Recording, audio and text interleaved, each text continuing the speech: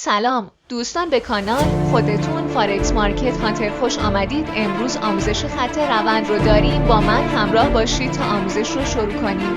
آخر ویدیو یه سورپرایز براتون آماده کردیم، پس با دقت ویدیو رو تا آخر نگاه کنید. بریم سراغ آموزش. خط روند چیست؟ خط روند را میتوان شکل مورب خطوط حمایتی و مقاومتی افقی در نظر گرفت که به دو نوع خط روند صعودی و نزولی تقسیم می شود. به خط روندی که با افزایش قیمت همراه است، خط روند صعودی یا خط روند گاوی بوهلیش، و به خط روندی که با کاهش قیمت دارایی‌های مختلف همراه است، خط روند نزولی یا خط روند خرسی بهش میگویند.